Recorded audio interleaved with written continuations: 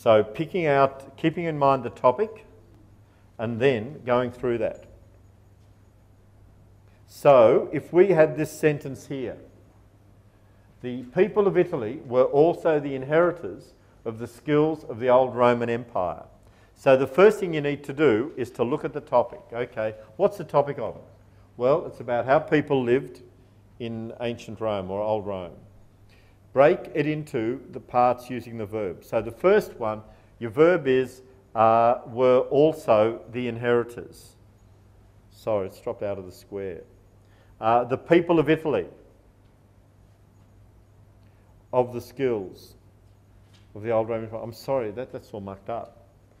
Anyway, so my second aspect of the scaffolding for the sentence was to have the students become aware of the verb, or I need to guide them to do this.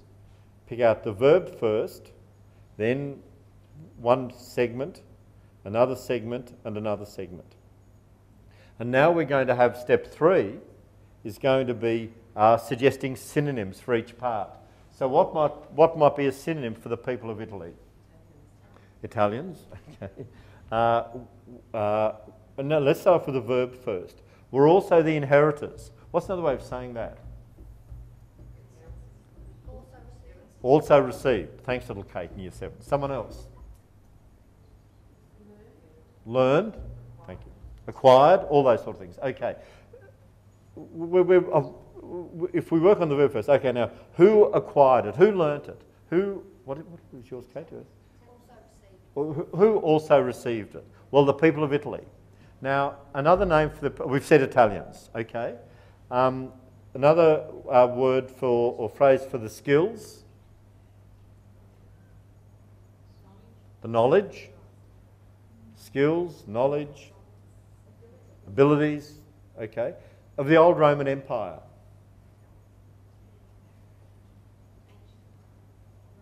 Ancient Rome, okay. So we can say they were given.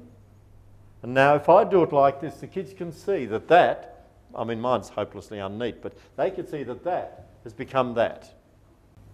They can see that the people of Italy became, little Annie, you were right, the Italians.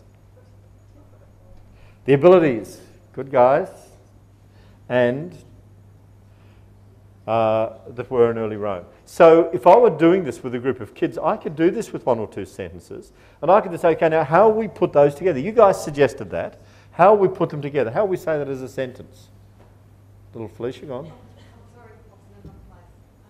on. You were in ancient Italy, wishing, weren't you? You were wishing you were there. Oh, well, now I'd be saying to kids, okay, now let's put this into another sentence, because we give a synonym for each bit, and so, in fact, you can say that sentence there if you like. The Italians were given, hang on. No, it's an awkward sentence, you need to change it, sorry. The Italians were given the abilities that they inherited from early Rome. Fantastic, great, okay. And then my first step is link them into the sentence, and I've spelled synonyms wrong, but let's see how it works. And there we've got our sentence. So you see, using a sequence like that can help the kids see it, Kate? I was just clarifying something. Is this from they're talking about medieval Italians? Good. Yeah. You're linking it back to the topic, aren't you? Well, just trying to think if they were the inheritors, but also if you were talking about, you could say the Italians of the Middle Ages. Good, that's great. And see, this is where you get really good knowledge about the topic. You can see how this is going to teach the kids more about the topic, as well as about how to learn from text. Is that okay? As a way of, and I would use this now, if I were going to teach the kids to scaffold them in terms of how to think their way through some of these texts. And you'd probably only need to do it over 1 or 2 lessons, and the dialogue would be there.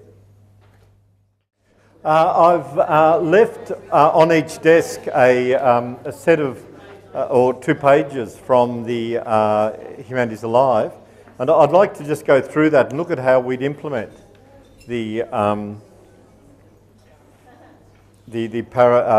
paraphrasing and visualising. Obviously, we'd be needing to start off with the getting knowledge ready, and we'll do this very quickly. So if you're prepared to be my Year 7 class, we'll just go through this fast. Now, we could start off with, imagine you're in a desert. Well, what do you see when you look around? Okay, guys, so you see, okay, you see camels, you see sand, you see rocks. You see, now, what's an oasis, little Margaret? Water is in palm tree. Okay, so why is that special? Because it's water. Yeah, but why are you remarking on that when I said desert? Because I've seen movies with that sort of imaging and that stuff. Yes, but then if you go to the botanical gardens, you'll see water and trees. It's unusual to see. So it could be unusual to see it in the desert. Yes. Okay, so it could be unusual to see. You see, I'm really wanting to focus on particular aspects. I'm wanting to lead the discussion, obviously, where I wanted to go. Now, suppose I said to you that that a desert could have lots and lots of things that could become water in it. Is that possible for a desert? Does a desert always have sand? Could you think of a desert that had ice in it? Okay, but you didn't mention that immediately, did you? Year 7. Okay. Now, that could be something we could be looking at today. So we could then spend some time looking at some key words that might come up in a discussion about deserts. And at this point, as my students, you wouldn't have seen, or necessarily have seen the text yet.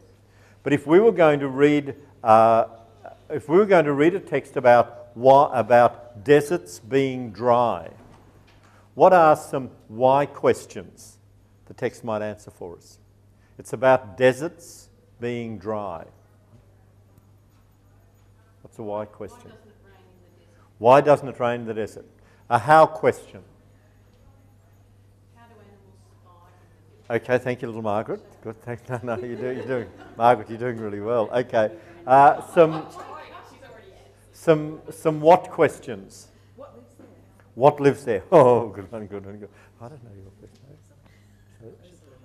Oh, thanks, Rosalie. That's great. Okay, so what lives there? Some when questions.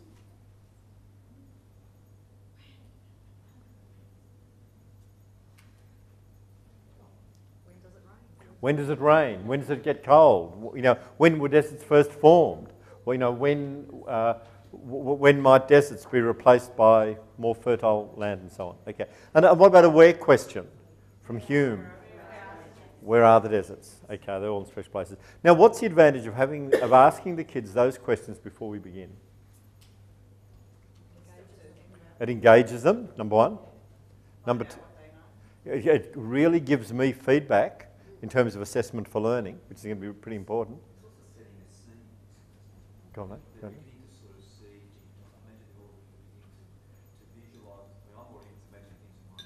Okay. So the questioning has started to stimulate possibilities in our mind. And we've got hooks for looking for the new ideas that might come up. Okay, now let's bridge. I'm going through these first two bits really fast. So let's now bridge to the text. Now, one thing I'd be doing would be looking at the title first of all. So, someone from Preston Girls, Renata, or you're one of your buddies.